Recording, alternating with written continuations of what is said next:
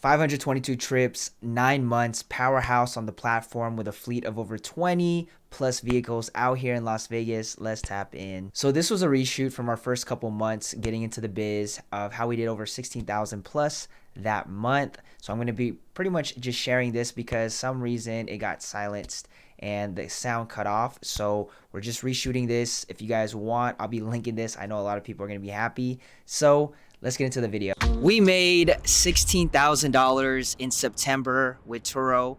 And is that profit? It's not.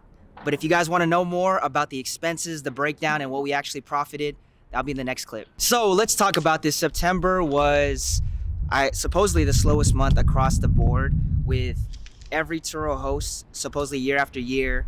But we did a pretty great job, to be honest. And we didn't do it alone. We had a team. What I want to be able to share with you guys, even with business is really an art.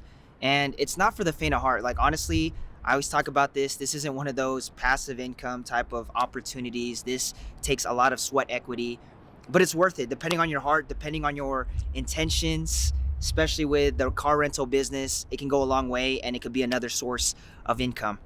What I'm going to be sharing with you guys today are a few different things that they probably don't tell you, how we've been able to manage this fleet and how we're able to take it to the next level and really plant vision, because when you build anything, you have to have vision for it. And I think a lot of people need to start operating off that vision on why they do the little things, why they show up early, why they stay out late. It all comes from vision. Business to me is definitely an art. It's not easy. It's worth it. There's a lot of simple things you can build off systems. There's a lot of emotions that need to be managed, learning how to manage people, learning how to lead every single day. And what I'm going to be giving you guys, depending on where you're at, if you guys want to start this business model, I'll give you guys a few practical things that have helped us take it to the next level. So I'll give you guys a few things. Number one, and before you even start this business, you need to understand, do you want to be part-time or full-time? Do you want to start this with 1 or 2 or 3 cars?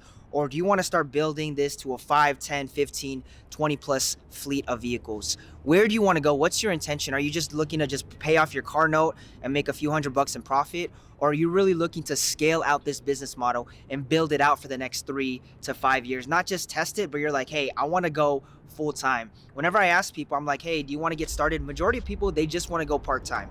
And there's a very small handful that actually reach out to me and are like, hey, I want to go all out. I want to go full time in this. And is this something that is profitable and sustainable long term? I said, yes, it is. But you got to treat it like a business. You got to treat it like something that you're willing to go all out for and show up no matter what. So when you get started, and these are things I'm going to be sharing with you guys. When I look at this, it's like, you have to be able to check out these few little things on how to maintain, and these are things probably people don't even talk about. So number one is, are you going part-time or full-time? Personally, we're going full-time. We're going all out. We're building this out as a scalable business model. So we're going full-time. But you gotta evaluate. If you want to do it part-time, great. It's not bad. But if you can at least lean in on that, then you can start and create a business plan around going part-time or full-time. So number one is, are you going part-time or full-time? Number two, and this is something that I had to learn, a lot of us had to learn the hard way, flexibility. You need to be flexible with drop-offs, check-ins, check-outs, pickups. Sometimes the airplane is late by an hour. There's delays, things happen, and they have to get to the place where they're either picking it up, or if you're doing any airport drop-offs or any drop-offs in any hotels or locations that they requested. You have to be flexible. It's not right at 9 o'clock or right at 10 o'clock they're gonna be here. Sometimes they're a few minutes late. So you have to have flexibility in your schedule. Does your schedule allow you to become flexible? And if not, you're gonna have to figure out ways on how to communicate that and make sure that you have an hour early before the drop-offs and an hour later.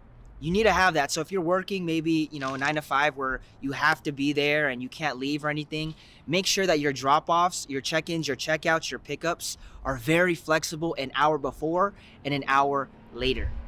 Flexibility is key, and you're gonna build a lot of patience in this business. So number two that a lot of people don't talk about is flexibility. You're really here to really help the guest. At the end of the day, you're here to serve the guests. They're the ones that are paying you, renting your vehicle, taking good care of it. So you need to make sure the flexibility is there, and you're there to serve, and you're there to help them out. Number three, we're going to talk about car maintenance. So simple things, and we'll probably do a more in-depth video on it. Car maintenance, oil changes, brake fluid flushes, right? Any coolant that needs to make sure you get topped off with the coolant. Make sure you check out the tires. Okay, so these are just things that keep the vehicle going. Car maintenance is big. And yes, we add it to our expenses. Is it expensive?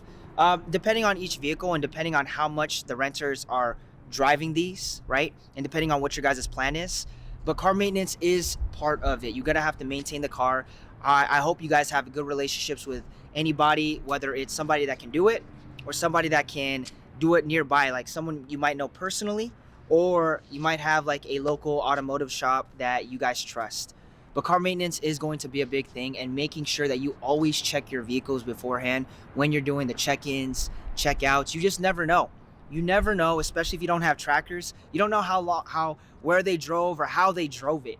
All right.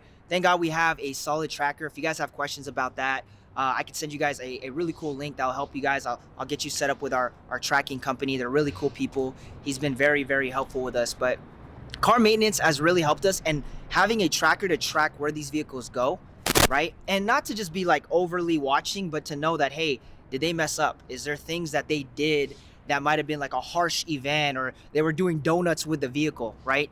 You have to know how to maintain your vehicles. Tire check, like I said, engine oil. Is it good with the coolant? Brake flush, any flushes that need to be done, any oils that need to be changed. Car maintenance is another thing that's part of running this biz. Number 4, and the last one, and you know, it's as I start thinking about this is what made us successful, and this was what's making us successful and stick out. It's customer service. Being able to service your customer, communication, and this is a whole nother department, especially when you're running a bigger fleet. You're gonna want people that are on it. They're like, wow, thank you for the quick response. Thank you for the quick service and responding so quick. There's a lot of new people that are utilizing this platform and hopping on and, hey, this is my first time, asking a ton of questions. And if you're there for them and you're guiding them throughout the whole way, they'll feel comfortable and they'll have a great first experience on this platform. What allowed us to get to the top and have all these great 5-star reviews is a customer service. Customer service for any company by far is probably the thing that always keeps a company at the top. I might not be satisfied with a service because they charge me extra or whatever, but if customer service is there, I can forgive. Customer service has been really, really great. So yeah, if somebody messages you right away, you want to get them right away. And it gets to that point where you're going to have to service these people and you're going to have to respond as quick. The quicker the customer service is, the better the experience the guest is going to have, and the higher likely they're going to be able to rate you with a high 5-star, which is what we want. We want good reviews all across the board, and we've actually gotten a lot of favor through the Turo platform because of our own customer service. So hopefully you guys understood the 4 points. Number 1, ask yourself, part-time or full-time. Number 2, you have to have flexibility, an hour before and an hour after the check-ins and check-outs. Number 3 is the car maintenance. You have to take care of your vehicles. These are the things that are making money. Car maintenance is ideal. Hopefully you have a hookup. If not, get close, build a relationship with a local auto shop, and it'll help you out a lot. Last thing, number 4, is customer service. I think it's actually the most important one. Customer service is what's going to take you to the furthest. And yes, you're going to serve your clients. You're going to serve your guests. In any business, when someone's willing to give you money in exchange for whatever product or service you're selling, customer service is going to win it all. And I guarantee you, if you can get great at customer service, you're just going to be a good person overall. So hopefully you guys enjoyed. This is how we were able to have such a big month. October, November, December, these are estimated to be the biggest months on the platform. If you guys enjoy this stuff, let us know below. Hit the tap of the like and the sub. Tap it. Let us know any questions. You guys know we're always answering questions here. Hopefully y'all enjoyed. If you guys want, I just created a video on 3 ways on how to be able to make money on Turo, not just daily rates. So I break that down, and I also give you a template on a few other things. Go ahead, tap into that video. If you guys enjoyed this, let me know below. Ask any questions, and I look forward to create videos on those. Take care. Have a great week. Bye-bye.